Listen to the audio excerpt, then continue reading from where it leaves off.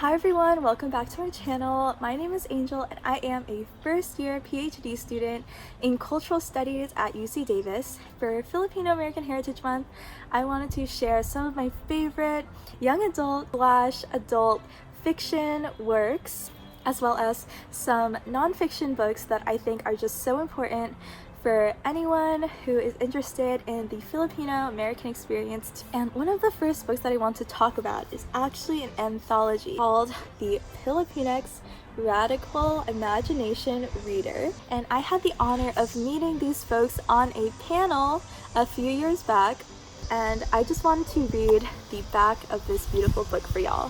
What you hold here is a collection of a multiplicity of beautiful voices from the Philippine diaspora, exploring visions we carry for our dynamic, intersectional communities in this historical moment.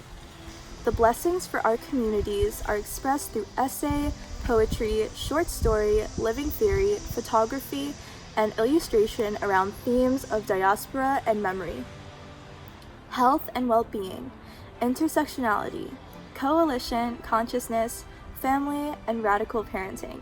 With different people situated at different times and places, we shine a light on the journey of healing by naming our existence.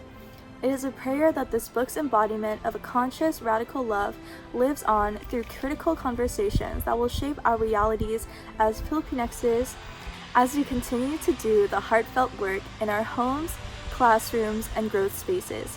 May the spiritual offering be received as a living time capsule for Pilipinxes and loved ones in our process of becoming.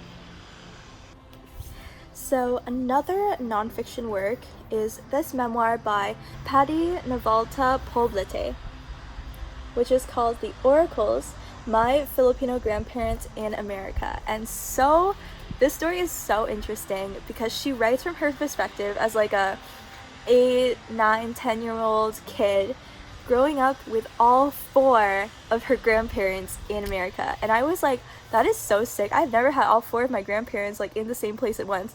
But she definitely goes through those struggles of being like the only minority in a rural part of California, having to adjust living with, relatives who invoke this sense of culture clash. Like, she wants to be all white, like Brady Bunch watching American kid, and her Lola's like, scrub the floors, you lazy. And she's like, I still have to finish this. I like just started reading the first few chapters, but it's definitely a great book for adults and even young readers alike. This next nonfiction piece is this amazing poetry book by a friend of mine from UCLA, Ashley C. Lanuza, A Poetic Filipino American Experience. And how cute is this cover art with this rice cooker? That is so cute. Love how she goes through her own journey of exploring identity, of growing up, among other Filipinos, but also among other minorities, and how they racially targeted her. Talking about what it means to be an activist, what it means to be a student, and even going into aspects of like the history of being Filipino. I think this is just a great story for families, for young readers, and for adults alike, just wanting to learn more about Ashley's Filipino American experience and all of those themes that deeply resonate with, our community. Of course, we have the OG nonfiction Fil-Am memoir, America is in the Heart, by Carlos Bulosan. This was the first Filipino American novel to ever be published in the US. This book is read in every single Asian American studies intro class, I swear, but there's a reason why we read this. It is just a great story about, coming from a small town in the Philippines and trying to find a way in America during this peak of racism against Filipinos. Working in the canneries, working in the farms. It's really a story about that, what we call the Manong experience, or like the early immigration period from the Philippines in the early 1900s, when it was mostly men, mostly working class, just coming over trying to find a living. And that is what this book is about. At the heart of it, Carlos Bulosan is a poet, and I definitely recommend this book for any young Pinay out there this is a must read. Okay, that is all the nonfiction that I have at the moment.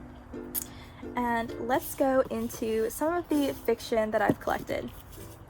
These first two books, which are both by Jessica Hagedoen, I actually haven't read these yet, but I've heard so many great things about Jessica Hagedoen. I just need to read these. Dogeaters and Toxicology. Another book that I haven't gotten to read, but I really want to, that a lot of folks talk about, is Leche. Or if you say it in a really angry accent, Leche!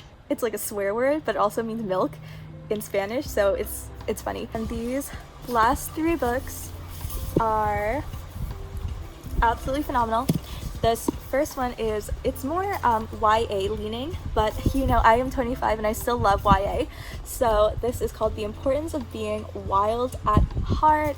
And I had the honor of meeting our Zamora Linmark at a presentation when he came to UCLA. And this book is so fun. This book, okay, is about ghosting. So if you have ever been ghosted, this book is for you. A queer love story. I'm always so happy to find like gay characters, and it's also about the main character named Kenzie is obsessed with Oscar Wilde. He always envisions that he's talking to Oscar Wilde, and it reminds me a lot of Ratatouille, when like Ratatouille is always thinking about that chef. It takes place in a fictional island setting, which is so interesting. Crazy. It's wild. It's wild. This next book I just finished, and I enjoyed this so much. Thank you, Mark, for recommending this book to me to read. I found this at Books Inc. in Campbell and had to pick it up. Half Filipino, half white protagonist who is basically, you know, living your mundane suburban life, whatever, has relatives back in the Philippines but doesn't really talk to them anymore until one day his cousin, who he used to be super close to when they were kids, dies. And there is this crazy mystery surrounding his death. I could not stop reading this. Like, I was honestly like, oh my god, what's gonna happen next?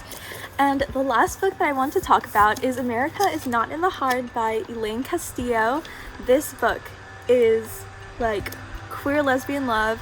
This book is taking place in Milpitas and in San Jose. It's Filipino DJs, it's Filipino restaurants, nosy relatives, you know, an auntie who's a nurse, and her crazy ass backstory back in the Philippines. This book is so juicy. This is the coming of age novel that I like needed so bad as a kid. Instead of reading about like Holden Caulfield, I wish we had read about Rosalind and Hero and Ronnie. This is the book. Okay, this is like 10 out of 10 would recommend. And that is all for this video. If you have any other YA / adult fiction or non-fiction books about Filipino American experience that you recommend, definitely leave them in the comments below. And yeah, thank you so much for watching, and I will see you next time. Bye!